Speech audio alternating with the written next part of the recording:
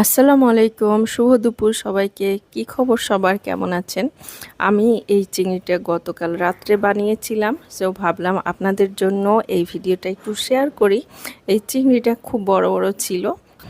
সবসময় এত বড় চিংড়ি পাওয়া যায় না বাজারে, মাঝে মাঝে যখন পাওয়া যায় তখন আমি কিনি। তো যাই হোক, আমি চিংড়িটাকে খুব মজা করে মন দিয়ে রান্না করেছিলাম। একটু ভালো মতো কষাই কষাই প্রথমে চিংড়িটাকে ভেজে নিয়েছিলাম।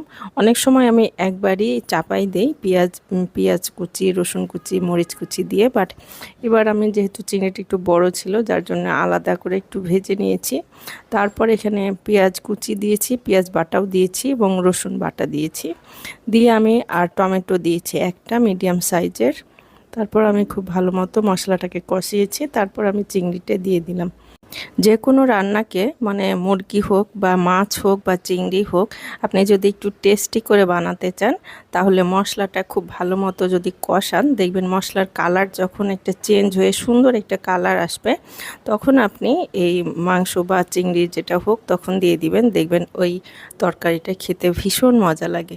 তো আমি করেছিলাম সজনা আর এই